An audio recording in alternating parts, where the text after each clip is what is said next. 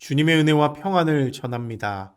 다 같이 신앙 고백하심으로 목요일 새벽 예배 하나님께 드리겠습니다. 나는 전능하신 아버지 하나님, 천지의 창조주를 믿습니다. 나는 그의 유일하신 아들, 우리 주 예수 그리스도를 믿습니다. 그는 성령으로 잉태되어 동정녀 마리아에게서 나시고 본디오 빌라도에게 고난을 받아 십자가에 못 박혀 죽으시고 장사된 지 사흘 만에 죽은 자 가운데서 다시 살아나셨으며 하늘에 오르시어 전능하신 아버지 하나님 우편에 앉아 계시다가 거기로부터 살아있는 자와 죽은 자를 심판하러 오십니다. 나는 성령을 믿으며 거룩한 공교회와 성도의 교제와 죄를 용서받는 것과 몸의 부활과 영생을 믿습니다. 아멘. 참 좋으신 하나님 감사합니다. 오늘도 주님을 사랑하는 믿음의 백성들을 이 자리에 불러 모아주시고 하나님의 말씀 듣게 하신 것 감사합니다.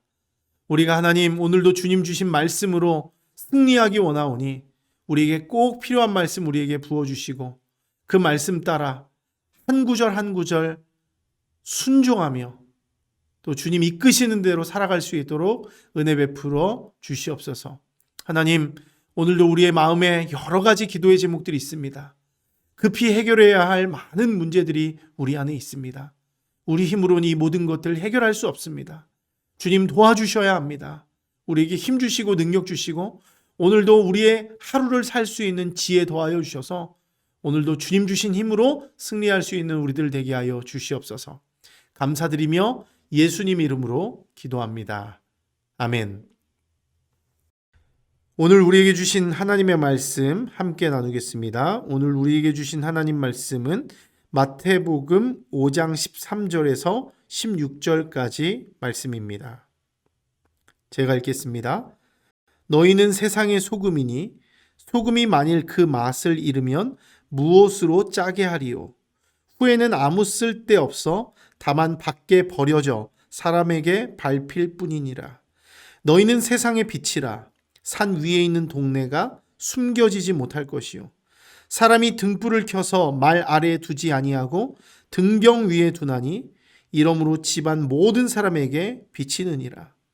이같이 너희 빛이 사람 앞에 비치게 하여 그들로 너희 착한 행실을 보고 하늘에 계신 너희 아버지께 영광을 돌리게 하라. 아멘.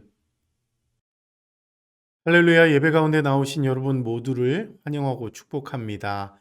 오늘 귀한 말씀을 통해서 또 하나님께서 부으시는 은혜가 저와 여러분 모두에게 가득 넘치기를 소망합니다. 오늘 우리가 함께 나눌 하나님 말씀은요, 마태복음 5장 13절부터 16절까지의 말씀인데요. 여러분들이 너무나 잘 알고 있는 빛과 소금에 관한 예수님의 말씀입니다. 그런데 여러분 우리가 이 본문 빛이 돼 너희는 세상의 빛이다 너희는 세상의 소금이다 이 본문을 우리가 잘 알고 있는 것은 사실이지만 막상 본문을 잘 읽어보면 이 짧은 본문이 해석하는 것이 정말 만만치가 않다는 것을 느낄 수 있습니다. 그냥 이 본문만 떼놓고 말씀을 보면 예수님이 갑자기 왜 이런 말씀을 하고 계시는지 그 의도를 알기가 어렵다는 것이죠. 그러다 보니 이 마태복음 말씀을 읽는 우리들은요, 이 부분을 묵상할 때 이 겉으로 보여지는 그 부분만 보고 우리는 쉬운 적용을 하게 됩니다. 즉 어떻습니까? 우리는 세상의 소금이다. 너희는 세상의 소금이다. 말씀하셨으니까 이 소금이 가진 특징과 같이 세상 속에서 우리가 맛을 내고 세상이 부패하지 않도록 그 역할을 잘 감당해야 한다. 혹은 하나님이 우리에게 세상의 빛이라고 말씀하셨으니까 우리 역시도 빛의 속성과 같이 세상의 어두운 곳에 예수의 빛을 비춰주는 빛된 삶을 살아가야 한다. 이렇게 우리가 자주 적용하게 되는 것이죠. 이 말씀을 보면 마치 우리가 정말 어떤 대단한 사람이 된 것 같은 그런 느낌을 주는 말씀입니다.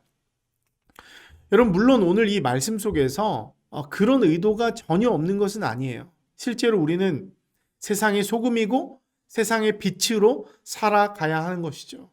이런 말이 틀린 것이 아니에요.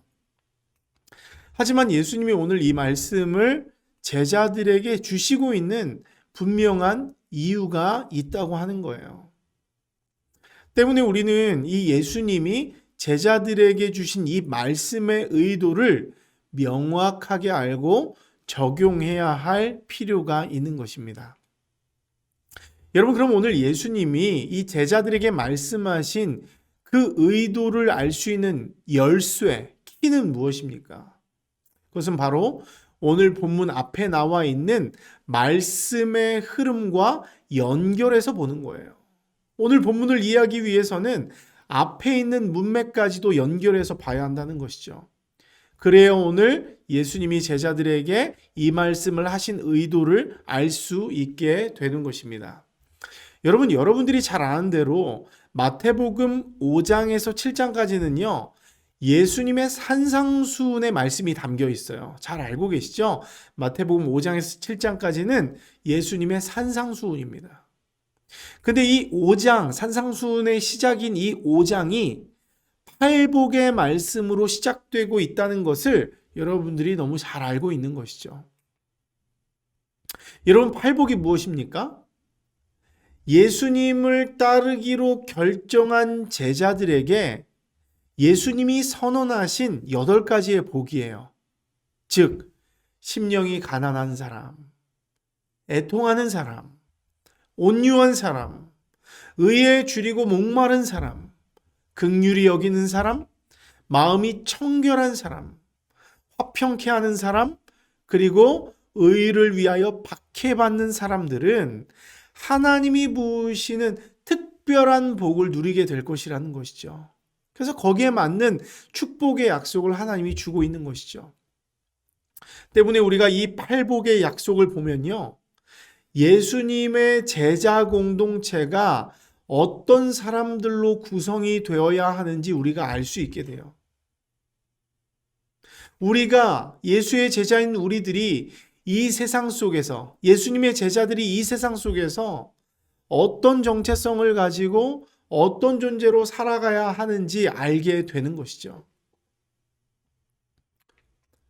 여러분, 그런데 여기서 문제가 있습니다. 이렇게 정말 하나님이 주시는 복을 누리기 위해서 그런 삶을 살아가야 하는데, 우리가 예수를 따르기로 결정하고 예수님이 원하시는 삶을 살다 보면, 그렇게 살려고 노력하다 보면 세상으로부터는 또 절대로 환영받을 수 없다는 거예요. 이게 우리의 현실이라는 것입니다. 예수님을 따르기로 결정하고 주님의 말씀대로 살기로 결정하고 그렇게 살다 보면 부딪히는 일들이, 거치는 일들이 많다는 것이죠. 바로 오늘 본문 앞서 나오는 5장 10절에서 12절까지 나오는 말씀과 같이, 여러분, 우리는 예수를 따른다는 이유만으로 제자들은 욕을 먹고 박해를 당할 수 있어요. 제자들이 예수를 따른다는 이유만으로 온갖 속임수와 악한 말을 듣게 될 수 있습니다. 여러분, 실제로 오늘 본문의 바로 앞절에 있는 절은요, 뭐라고 말합니까?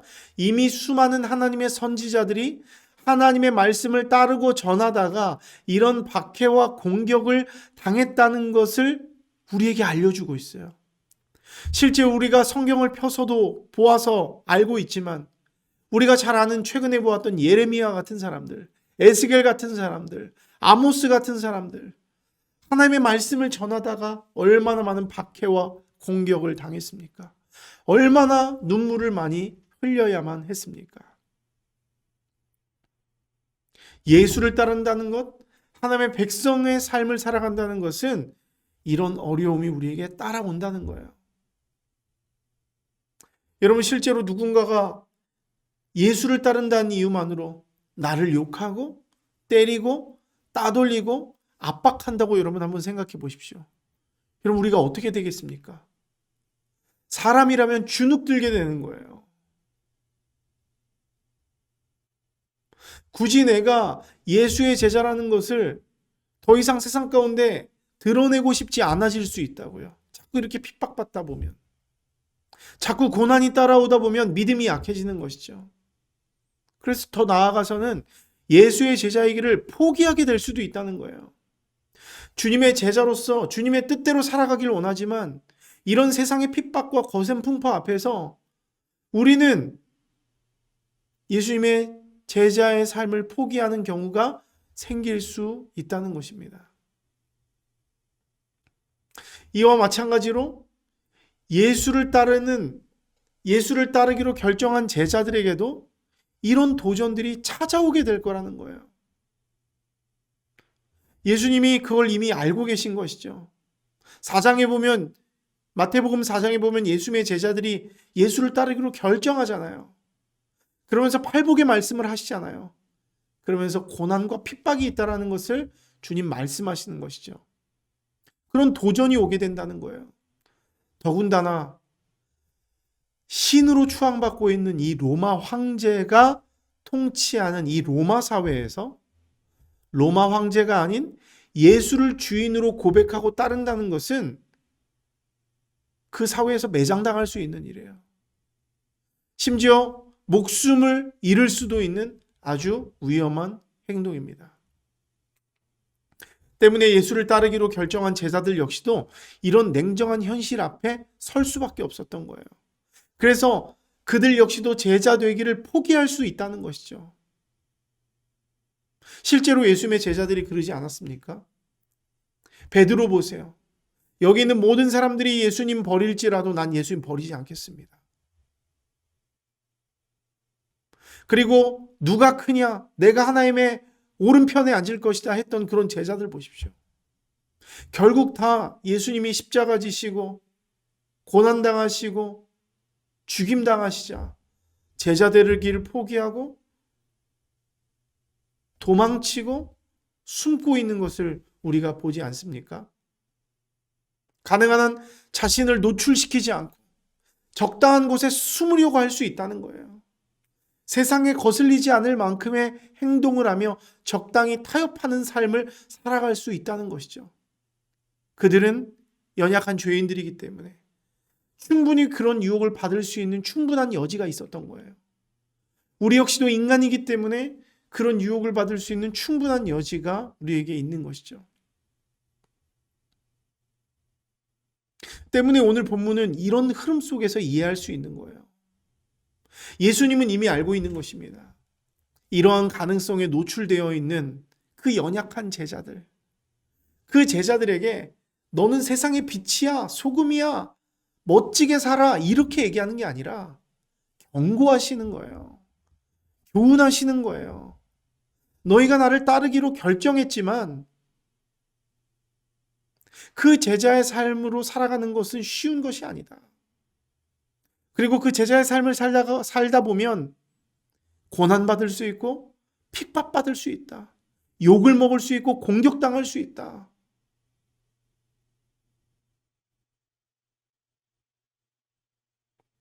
그렇게 교훈하고 있는 것이죠. 그러니까 예수님이 제자들에게 너희는 세상의 소금이요 세상의 빛이다 이렇게 말씀하는 것은 너희가 어떤 대단한 존재이니까 영향력을 발휘하면서 살아가라는 그런 권면이 아니라 오히려 그리스도인의 사명과 정체성이 무엇인지를 다시금 상기시켜주면서 그 고난과 핍박 속에서도 네 사명이 뭔지 다시금 생각하고 그 사명 따라 정체성 따라 살아가라는 그런 경고이고 권면이라고 하는 거예요. 여러분 실제로 소금 어떻습니까? 작은 금이라고 불리잖아요.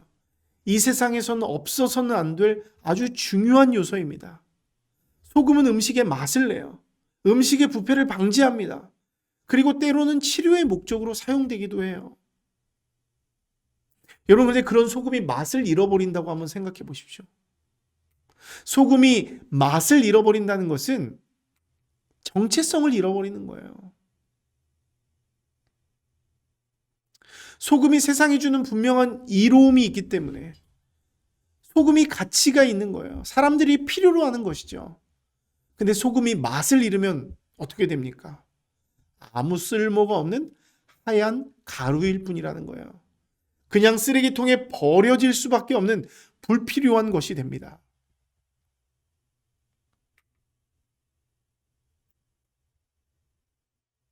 때문에 주님은 그 고난과 핍박 속에서도 그 짠맛을 잃지 않고 그 세상 가운데 이로움을 주고 꼭 필요한 소금처럼 너희들도 고난과 핍박이 와도 너희의 정체성을 유지하면서 쓰레기통에 버림당하는 그런 삶을 사는 것이 아니라 이 세상에 도움이 되고 필요가 되는, 그리고 예수의 영광을 드러내는 그런 존재로 살아가라 말하고 있는 거예요. 여러분, 이것은 빛도 마찬가지입니다. 빛 역시도 어떻습니까? 세상을 밝게 비춰서 세상 만물의 존재 가치를 드높이는 중요한 요소죠. 여러분, 지금도 빛이 저를 비춰주고 있기 때문에 제가 여러분에게 저의 얼굴을 보이고 하나님의 말씀을 전할 수 있는 것입니다. 근데 이 빛이 힘을 잃고 그 사명을 감당하지 않으면 어떻게 될까요? 여러분과 저와 소통할 수 없겠죠. 여러분, 빛이라고 하는 것은 빛날 때 빛이 되는 것입니다. 빛나지 않는 것은 빛이라고 할 수 없는 거예요. 마찬가지로 예수님 말씀하시는 거예요. 고난과 핍박이 닥쳐와도 빛의 사명을 다하라는 거예요. 특별히 우리는 어떤 사람들입니까? 하나님의 영광의 광채. 우리가 빛의 원천이지는 않잖아요. 빛의 원천은 우리 영광의 광채이신 우리 주님이십니다. 그 주님의 광채를 반사시켜서 세상에 비추는 사람이라고 하는 것이죠. 그것이 우리의 사명이라고 하는 거예요. 고통이 있다고, 핍박이 있다고 멈추는 것이 아니라 빛은 빛으로서의 사명과 역할을 감당해야 하는 것이죠. 그래서 예수님 말씀하는 거예요. 빛을 바닥 밑에 두는 사람이 있느냐? 그걸 덮어두는 사람이 있느냐? 이런 말을 하는 거예요. 말로 덮어두는 사람이 있냐는 거예요. 여러분, 말이라고 하는 것은 곡식을 담아두는 어떤 큰 항아리 같은 것입니다.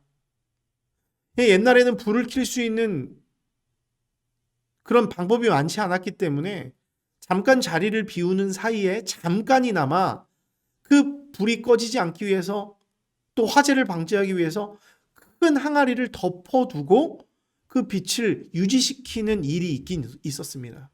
하지만 그렇다고 빛을 바닥에 두는 사람 어디 있어요? 여러분, 형광등을 바닥에 두는 사람이 있습니까? 지하방에 두는 사람들이 있겠습니까? 여러분, 등은 가장 높은 곳에 달아두고 비추게 해야 빛으로서의 역할을 감당할 수 있는 것이죠. 주님도 말씀하는 거예요. 빛을 말 아래 두는 사람이 어디 있냐는 거예요. 등경 위에 두고 그 사명을 감당한다는 것이죠. 여러분, 우리가 고통이 있다고, 어려움이 있다고 빛이 숨어서는 안 됩니다. 빛의 역할은 높은 곳에서 세상을 향해서 비추는 거예요. 어떤 빛이요? 그리스도의 영광의 광채를 세상에 반사시켜서 비춰야 돼요. 어떻게요? 예수 그리스도와 닮은 착한 행실로 세상 가운데 영광의 광채를 비춤으로 말미암아서 세상으로 하여금 그 영광의 광채, 우리를 통해서 나타난 그 착한 행실, 예수 닮은 행실을 보고 아, 저 사람 안에 있는 예수 그리스도를 볼 수 있게 해주는 거예요.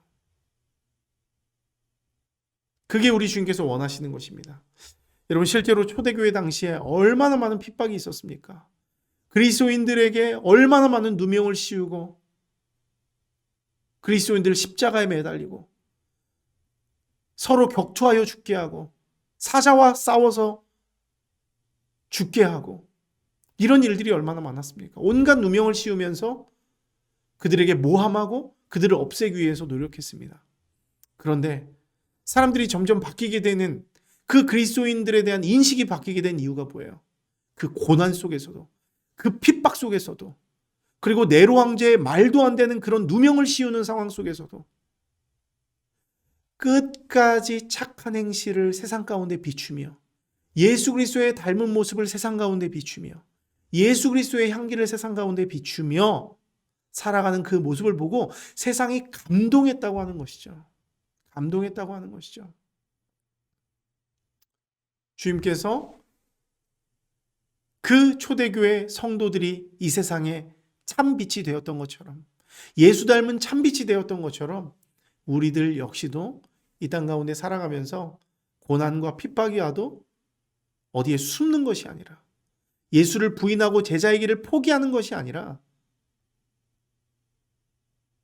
세상의 빛으로서, 세상의 소금으로서 겸손하게 우리에게 주신 하나님의 영광의 광채를 세상에 비추는 그런 사명을 잘 감당해야 한다는 것을 우리에게 말씀해 주고 있는 것입니다. 사랑하는 성도 여러분, 말씀을 마무리합니다.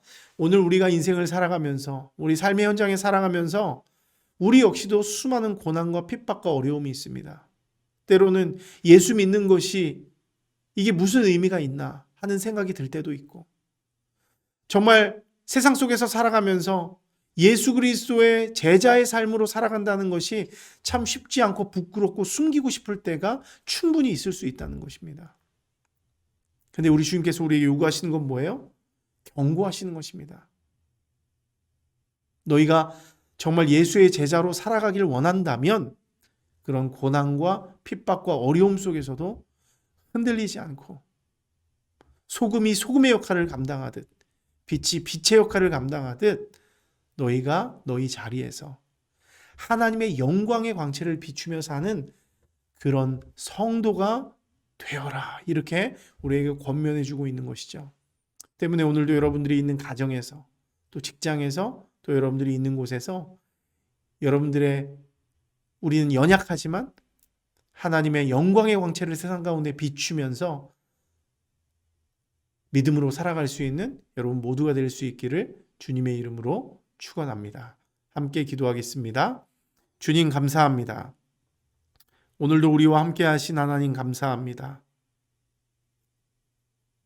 세상의 고난과 핍박 속에서도 우리가 믿음 지키며 살기 원합니다. 예수를 따른다는 것, 그것은 가고 싶을 때 가고 서고 싶을 때 설 수 있는 것이 아니라는 것을 우리가 오늘 말씀을 통하여 깨닫게 됩니다. 한번 주님의 제자로 살기로 결단했다면 고난과 핍박이 다가올지라도 세상을 비추는 빛처럼 어김없이 소금의 역할을 감당하는, 세상을 썩지 않게 하는 소금처럼 내가 있는 자리에서 예수 그리스도의 영광의 광채를 세상 가운데 비추며 우리의 착한 행실을 통하여 또 하나님의 영광을 드러내는 그런 삶, 우리가 우리의 삶의 현장에서 살아갈 수 있도록 도와주시옵소서. 주님, 우린 연약합니다. 그렇게 살아갈 수 있는 힘이 없는 부족한 사람들입니다. 우리에게 힘 주시고 능력 주시고 복음의 능력으로 충만케 하셔서 오늘도 삶의 현장에서 예수 향기 드러내는 믿음의 백성들 되게 하여 주시옵소서.